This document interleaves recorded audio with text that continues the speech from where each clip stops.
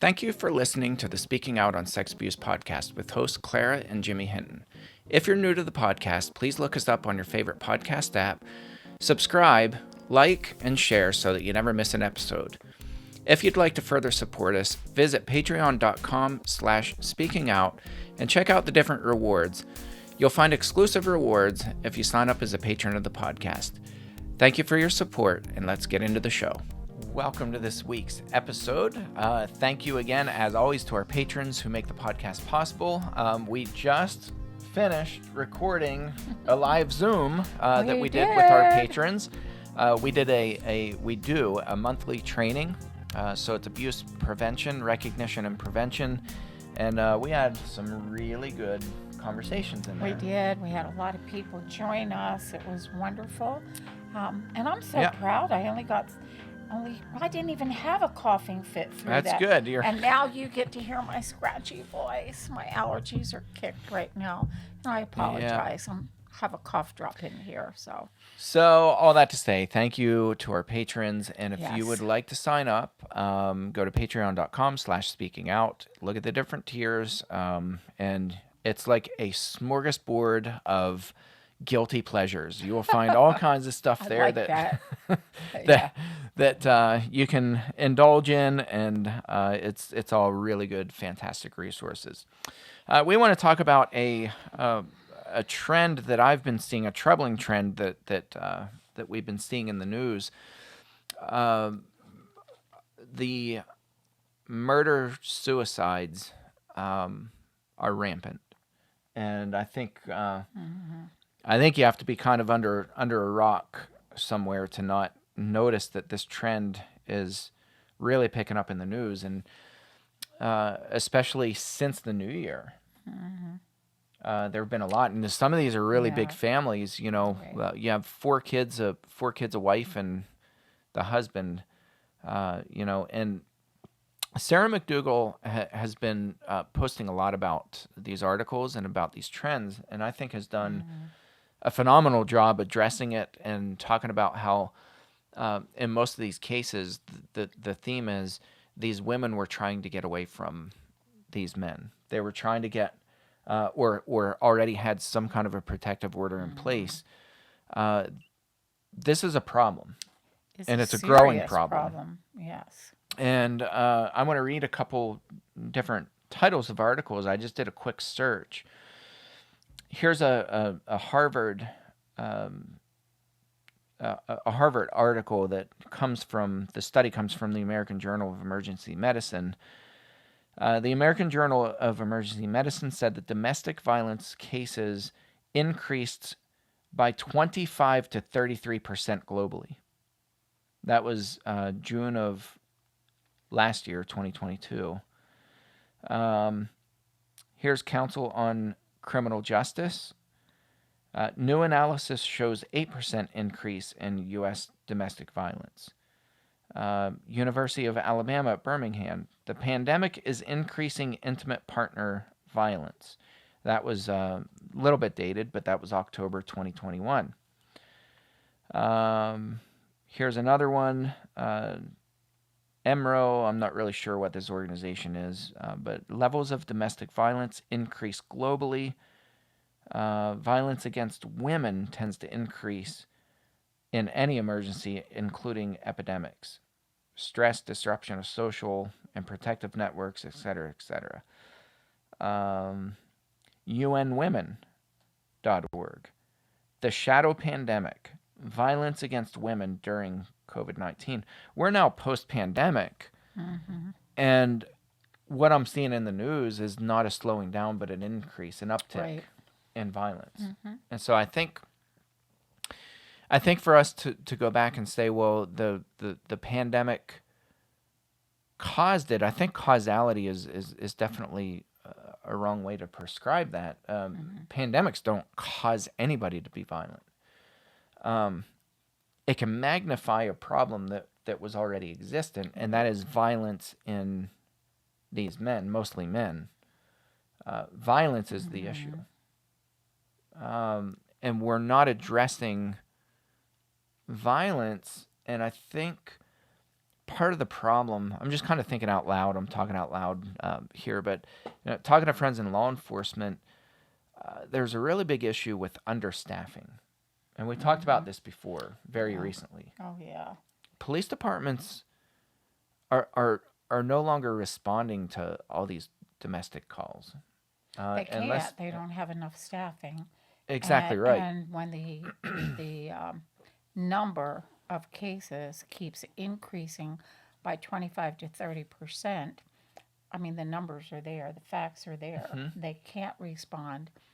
And while I don't believe that the pandemic is the cause of so much increased violence, I do think that the world situation itself, just the way we are living, has increased to where a calm, semi-calm person would become a very stressed person.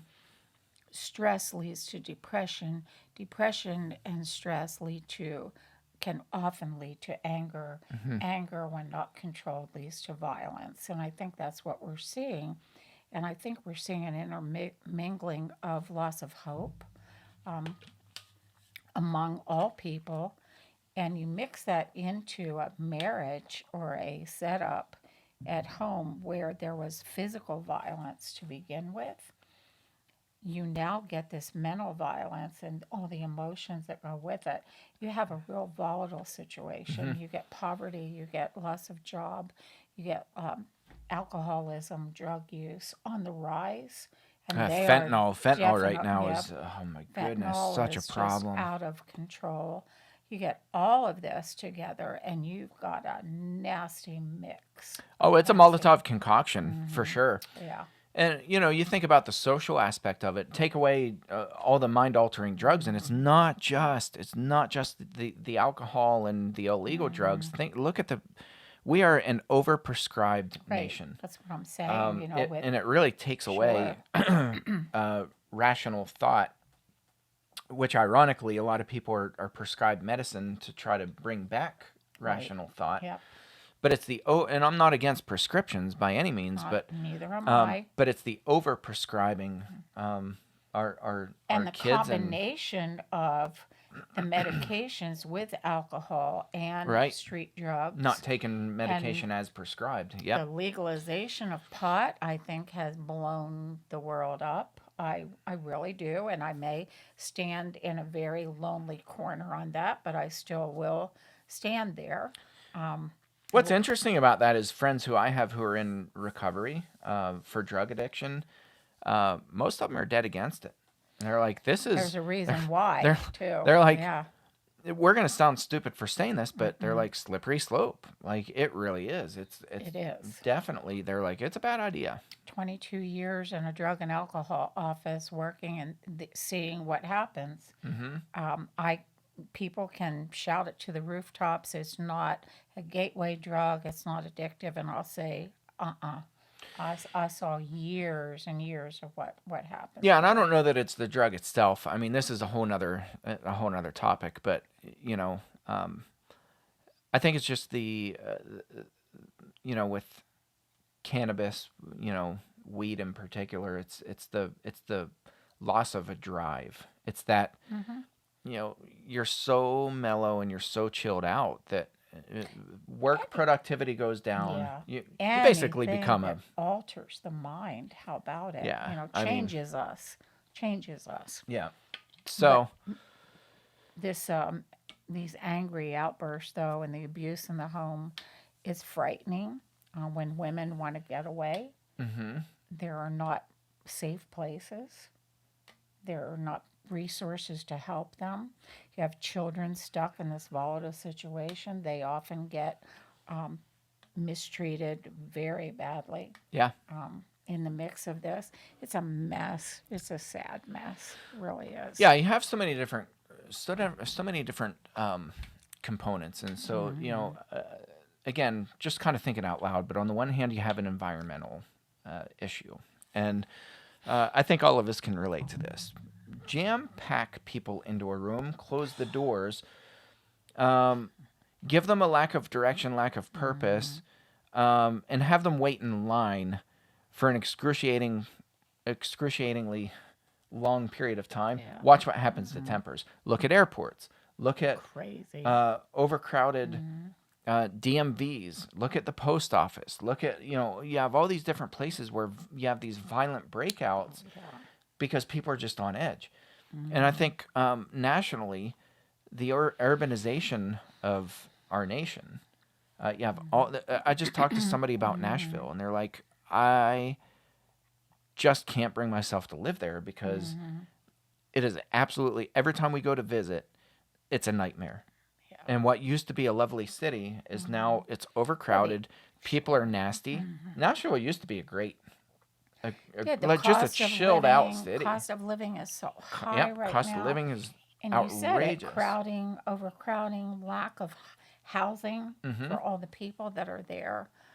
Big pockets of poverty, homelessness. Look at the homelessness crisis in this nation and in all of our cities. Right. I know California gets picked on a lot, but in Washington, but it's really nationwide. It's in your urban areas. You Philadelphia, have we're helping right now. We're helping a homeless family. Me personally, I just spent about an hour this morning. We're trying to transition and find permanent housing. It's not looking good. Not easy to do, is it? There's not anything available right now. This person's income, this is total income. And it's hard to wrap your mind around this. You forget that there are people out here all the time like this. But total income per month is $140, period. Oh, wow. There's not one person, but there are two. And so, you know, try to buy food for two people for $140. You can't do it. No. So it's anyway. That's a whole nother subject. That's a really complicated issue that we're trying to. But it lends to this violence. Absolutely. I think all these factors that we said all lend to the area of violence. And when you have a person who's already has anger issues, out the roof. It's uncontrolled. Yeah. So then, like you mentioned, you have the drug issue. You have altered behaviors because of drugs, people acting irrationally. You have like public urination, defecation in the streets, people just stabbing each other in the streets. Like look in the homeless, in the pockets of homeless communities, there is a violence problem.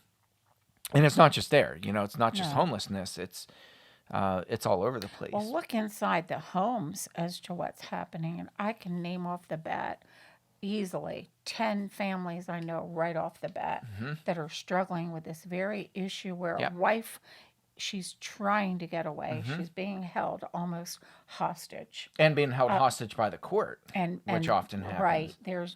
The court system is just not there to help because there's not available attorneys.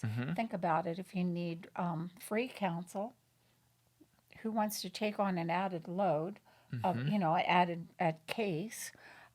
You have sheriff's departments and police departments and state police departments. They don't have the staff to help. No, they don't. Counselors, therapists, all the places that homeless shelters, places that would normally be, you would refer people to, if there's just not there. Resources are not there in enough, supply to meet the demand. Well, then you have the recovery part. We know somebody who works drug and alcohol recovery, and he just said to me the other day, he's like, the most frustrating thing about my job, he's like, I love working with people, but the most frustrating thing is that I had to come to terms really quick that the majority of the people in this program, they're court ordered and they don't want to get better. Right. And so you have people going back out onto the streets who are wildly addicted to alcohol and drugs, who already have a propensity towards violence. And so it's just this wicked cycle. And, and there are tons of other factors too. It's not just those. There are lots and lots more factors. But the overall picture is that domestic violence is increasing a lot. Oh, yeah. And, the amount of trauma that inflicts on an already broken home, when children witness or are recipients of violence, right. It really stays with them forever. Yes, it And that, affects them in school. The ripple effect is just unbelievable. yeah. And we don't have a whole lot of answers, really.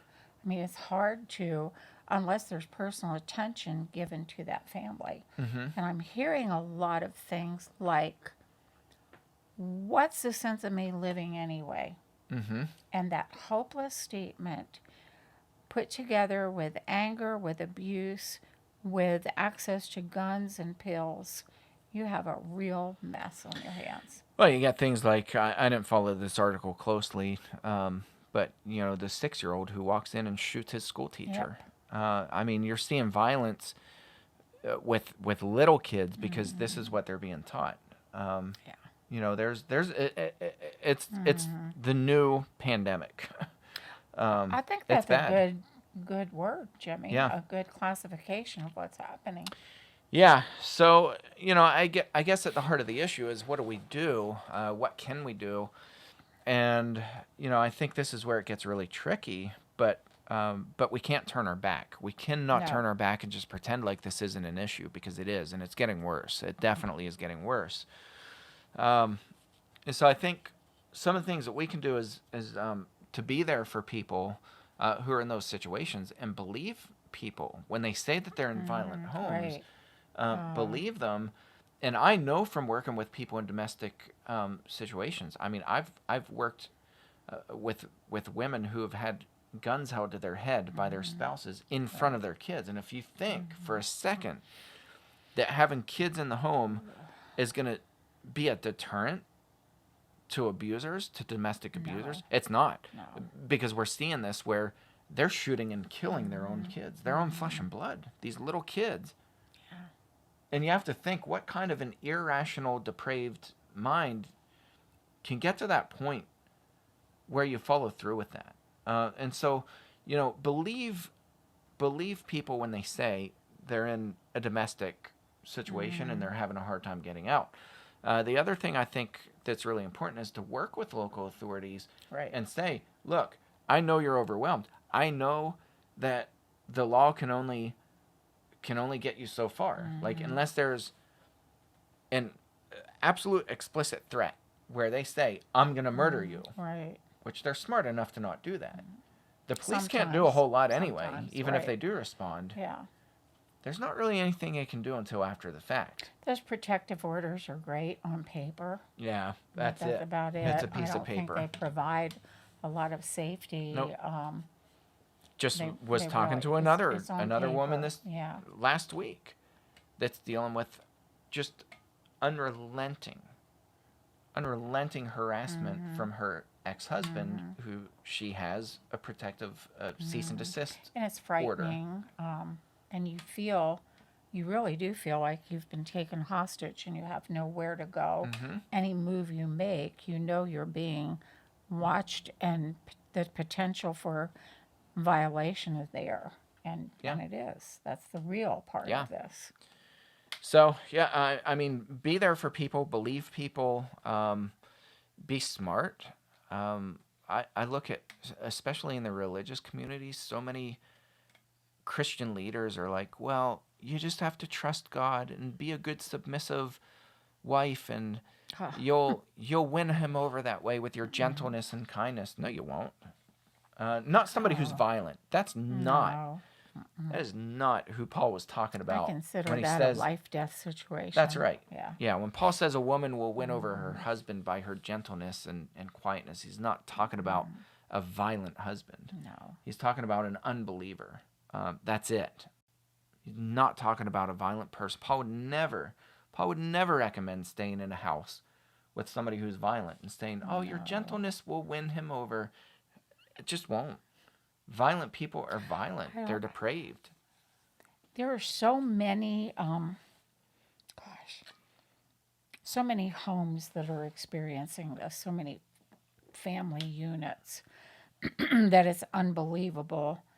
And I think sometimes for a woman who, and I use a woman because most often it's the woman who is in subjection to the violence, who is being either kicked, hit, threatened, physically hurt. in some way and being held hostage, kept away from our family, all those things that we don't know how to even begin to respond. And it is hard. We don't Mm-hmm. want to make matters worse. And often they have to say that they're in trouble in secret for Yeah. fear of their own Absolutely. lives, for fear of their Mm-hmm. own lives. And it's hard. I Yeah. mean, it's hard. Yeah. I mean, I think it's important to get to know people at different organizations in your community. Like Yeah, we've been saying this for years now, and we just want to reinforce that. Like get to know your police officers. I have I have our chief of police, right, his personal cell phone number right. in my phone book. You know, like I've gotten to be friends with him. He's a great guy. He's we talk a good bit. Every now and then we call each other just to check in, see how we're doing. Right. Like get on a good level. I just emailed another person this morning. I have a meeting with her Thursday, the day that this publishes. And we're going to work Right. together with this homeless situation. Right. Know people by name, know who they are, and know what resources are available in your community. That is extremely important. It's vital. And if there's not a directory of resources for your community, that's something that you can take on yourself to work on. That, put it together. Put something That, on a note card of the different organizations right. and have it to hand out to people. Yes, I think that is something we can do, or have it on a little business card or whatever to slip to a person who is in trouble. And we know here are emergency numbers to call. I think that is something all of us can do. I keep some 3x5, not 3x5, little business cards in my purse for that reason, or I will tack them on we have where they have public post where you can put posters and help wanted and like have a job or whatever. Post some of those things there Yeah. for people to grab when they're grocery shopping. Maybe a mom who is at home, and under horrible circumstances sees an emergency number, she can grab that piece of paper and say, oh my gosh, I can call when I'm by myself. Yeah. Something like that. I mean, the other thing too to think about too, it's not just the physical violence in a domestic violence situation. It's the deprivation of clothing, of material possessions. Yeah. That's something that, and it's not just poverty. It's abusers will withhold Right. clothing from Right. people as part of the shaming process and Yes. exercising power and control over them. So my wife was given, I don't remember if I said this on a podcast or it was with one of our private Patreon groups, but just the other week, my wife was given a bag full of really yeah. nice Right. hats and gloves. And she's like, I don't need them. She's like, I don't know of any kids at my daycare center that need them. So I talked to the principal's wife. I bumped into her and I was like, hey, would your husband want these at the school? She was like so grateful and she's like, this is a huge need. She's like, we have kids all the time that come in here that they do not have warm clothing for the wintertime. It's hard sometimes for us to fathom that in the U.S. It's like we don't think that kids go through that, but they do. Also, in our local schools, we have what's called the backpack program, where children will be sent home with a backpack that has food in it. Yeah. Because not all children get anything more than that initial meal at school. And it's come to, the attention of teachers and administrators. So there's a backpack program. Check your school. If you don't have such a thing, that's something you can get started through your PTSA or, your honors programs, whatever. Your Eagle Scouts, I'm thinking of all the different organizations that would be able to help with that. Get that program started. There are children who need food, who they can eat that food on the school bus because for some to bring that home, that may escalate the anger within a home. But the point is they'll pack this food for the kids, and they can get on the bus and eat that before they go home. Yeah, I've run into this a lot in our town with helping people through the church, but a lot of parents spend their money on drugs, and they will literally have no food on the Right, shelves. right. Drugs, booze, tobacco. I mean, in our local community, that's the big thing. Yep. And I know from working in the drug and alcohol office, there were times when people's child protective services would enter a home, there would not be one single thing in the refrigerator for children. I walked in a home probably 4 weeks ago, opened the refrigerator, there were 2 onions in there for 3 children. Onions. And I'm thinking, there's something bad wrong Yep. here. But that's reality. And there are just basic things that we can do to help. Yeah. Will it solve the problem of abuse in the home, of anger issues, of murders? No, but it might relieve a little bit of tension, or it might help a child. Yeah, I think bottom line, we have a humanitarian crisis. We have a maltreatment of, you know, mostly women, but women and children. And there are definitely female abusers. There are wicked abusers, violent abusers who yeah. abuse their kids who are female, and who abuse men. They're out there. But, it's a humanitarian issue, and it's gotten so bad that, like you said, Yeah. I don't think any of us probably could say, well, I don't know anybody who's Right. not experiencing violence in the home. We know if we're involved at all in church, community, school, we have to know of people. Yeah. We do. And it's up to us, those who are able, to do at least something, do our part to help relieve this a bit. Yeah, I mean, and so there are different levels that we can do this too. You can do it on an individual level. You can do it as a family. You can do it through your church. What I don't like to see is when people are like, "Well, the only option is to do it. Why aren't these churches stepping up to the plate?" Well, why aren't you stepping up to the Or plate? that's up to the Salvation Army. Yeah, I right. hear that a lot, when people need housing. Well, the Salvation Army takes care of that, or Tableland takes care of that, or what. Not No, necessarily. we all have to work together. Yeah, we do. I mean, because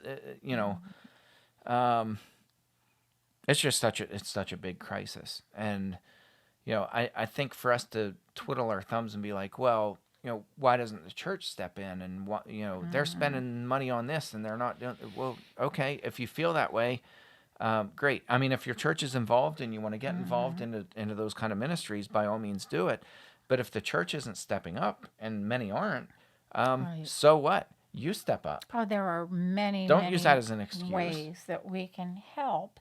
And I think sometimes the problem looks too big, too overwhelming, and we feel like our little bit won't matter. To that one person, it does matter. Oh, And we have to absolutely. I could remember read you that. emails Yeah. from have to this rem- one woman I'm Right. working with, and she said, "You are the only person who actually cared." She's like, "I told all kinds of people," and she's like, "You're the only person who cared."